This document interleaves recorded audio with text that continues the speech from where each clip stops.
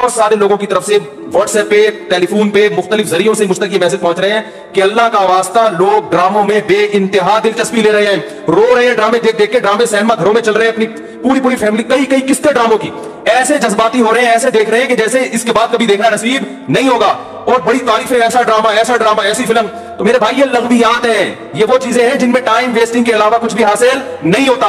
जो लोग इन चीजों में दिलचस्पी ले रहे हैं, अल्लाह के कुरान के मुताबिक उनमें जन्नत की अलामत नहीं पाई जाती। आप ड्रामे देखते देखते कब्र में चले जाना, ये ड्रामे आपको अल्लाह की जन्नत से हमेशा के लिए महरूम कर सकते हैं। आप कह सकते हैं इंटरटेनमेंट है ना, तो याद रखो एक इंटरटेनमेंट जायज होती है जो आपकी सेहत के लिए अच्छा जरिया बनती है, आपके दिमाग को फ्रेश करती है। एक इंटरटेनमेंट वो होती है जो आपके जज्बात से खेला जा रहा हो और आपको गलत मैसेज दिए जा रहे हो। ड्रामों से, फिल्मों से आज तक कोई सीधे रास्ते पे नहीं चला। इन ड्रामों ने, इन फिल्मों ने हमारे फैमिली सिस्टम को तबाह कर दिया है। कैसे कैसे ड्रामे दिखाए जा रहे हैं। तलाक देने के बाद बीवी उसी घर में रह रही है। आप बताओ, जब हमारी बच्चियां ये चीजें ड्रामों में देखेंगी तो तलाक का जो इस्लाम ने कॉन्सेप्ट दिया उसका वो तबाह हो जाएगा कि नहीं हो जाएगा। बार बार ड्रामों में हलाला दिखाया जा रहा है, हलाला।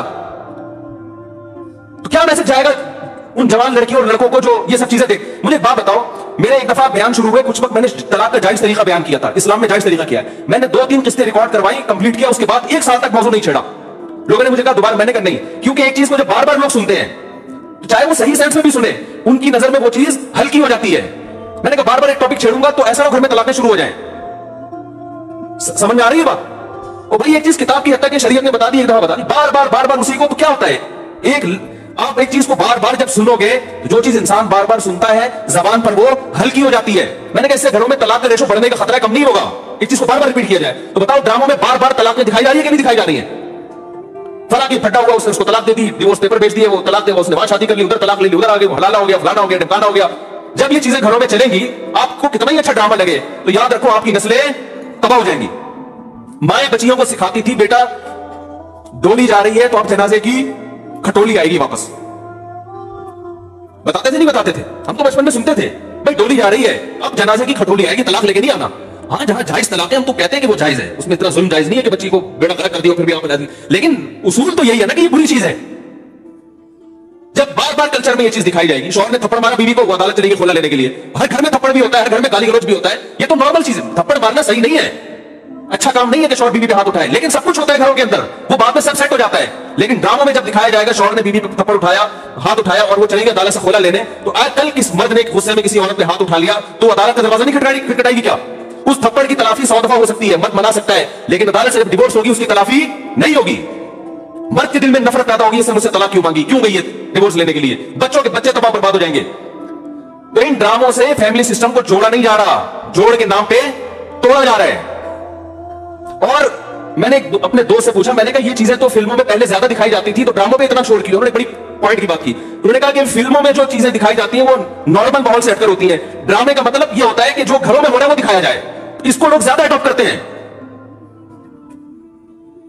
कोई आवाज उठाने वाला नहीं है, ना हुकूमत कंट्रोल कर रही है, ना कोई कैमरा वाले इस पर कोई नोटिस ले रहे हैं। सिनेमा घरों में चलना शुरू हो गया, सुबह शाम इतने क्लिप मुझे लोग भेज रहे होते हैं, ये मुफ्ती साहब ये सीन देखिए, बड़ा टाइट सीन है। क्या हो गया तुम्हें, पागल हो रहे हो तुम भाई, क्या हो गया है? मैं अपने दोस्तों से कहता हूं, मैं मीटिंगें करता हूं बुला बुला के कि यार टाइम की बड़ी कमी है। मेरा सारा दिन इसलिए गुजरता है यार, बहुत सारे काम करने टाइम नहीं मिला। जब रात को सोने के लिए लेटता हूं तो निदामत के साथ, अल्लाह की कसम मेरी हालत है कि यार आज बहुत सारे काम करने थे मगर आज भी रह गए। हम हैरान हो रहे हैं, आप 2-2, 3-3, 4-4 घंटे कैसे टीवी के सामने बैठ जाते हो? टाइम कहां से आ रहा है आपके पास? इतना टाइम होना इसकी अलामत है आपका दुनिया में कोई विजन है ही नहीं। जिसका कोई हदफ होता है उसके पास इतना टाइम नहीं होता। तो ये ड्रामा फिल्मों में टाइम जाया किया जा रहा है ना, खुदा की कसम मौत के वक्त हसरत का सबब बनेगा। मौत की वक्त अल्लाह ने जिंदगी सिर्फ एक दफा दी है। कुरान के अल्फाज देखो कि मौत के वक्त अगर तुम सारी दुनिया की सारी दौलत खर्च करके भी टाइम वापस लेना चाहोगे ना, ला यस्तखिरून साअतन वला यस्तक़दिमून, अल्लाह फरमाते 1 मिनट तो दूर की बात, 1 मिनट के 1 करोड़ हिस्से कर लो ना, वो भी नहीं मिलेगा। अभी बहुत टाइम दिया अल्लाह ने, अभी बहुत टाइम दिया है। चाहो तो ड्रामों में जाया कर दो, फिल्मों में जाया कर दो, सारा दिन टीवी के सामने बैठ के क्रिकेट के मैच देख के तालियां बजाते रहो, फलाने ये छक्का मारा, फलाने चौका मारा। अभी बहुत टाइम है, लाइफ को खुदा की कसम जितना एंजॉय कर रहे हो 10 से ज्यादा देखे, इससे ज्यादा एंजॉय करो। लेकिन जब मौत का वक्त आएगा तो ये सारे मजे किरकिरे हो जाएंगे। ये गैर मुस्लिमों के काम है, जिनका आखिरत पे यकीन नहीं है, उन पे ये चीजें सूट करती है। उनको मरना नहीं है ना, उनका तो ख्याल है मर जाएंगे तो खत्म हो जाएंगे, उनका ये कॉन्सेप्ट है। तो कहते हैं जिंदगी में जितना जल्दी जल्दी एंजॉय कर सकते हो करो। जिसका आखिरत पे यकीन है उसका कोई हदफ होता है कि मुझे एक जिंदगी मिली है, दोबारा ये जिंदगी नहीं। ये हिंदुओं का नजरिया है कि 7 जन्म होते हैं, इस्लाम कहते हैं एक ही जन्म है, उसके बाद क़यामत आ जाएगी, दोबारा कोई जन्म नहीं मिलेगा। और अल्लाह को देखो, अल्लाह ताला हजरत ईसा अलैहिस्सलाम को मौत देने के बाद भी आसमानों पे उठा सकते थे ना, और फिर कुर्बे क़यामत में नाजिल करते। अल्लाह ने हजरत ईसा को जिंदा आसमानों पे उठा के ये मैसेज दे दिया कि जिसको कुर्बे क़यामत में नाजिल करना है उसको मौत नहीं दूंगा, आखिर में मौत दूंगा। इसलिए कि मरने के बाद उठा लेता तो तुम्हारे दिमाग में ये तस्वुर आ सकता था कि शायद हमें भी मौत के बाद दोबारा जिंदगी मिल जाए। तो मौत के बाद तो पैगंबरों को भी नहीं मिलती, तुम्हें कहां से मिलेगी? हमें कहां से मिलेगी भाई जिंदगी? तो अपने वक्तों को बर्बाद मत करें, एंजॉय करें, ऐसी चीजों को एंजॉय करें जिससे माशरे में तरक्की होती है। भाई जॉगिंग कर लिया करो, स्विमिंग कर लिया करो, फुटबॉल खेल लिया करो, थोड़ा सा वर्जिश हो जाएगी, कोलेस्ट्रॉल कम हो जाएगा, फायदा भी होगा, एंजॉय भी होगा। ड्रामे से क्या एंजॉय कर रहे हो भाई तुम बैठ के?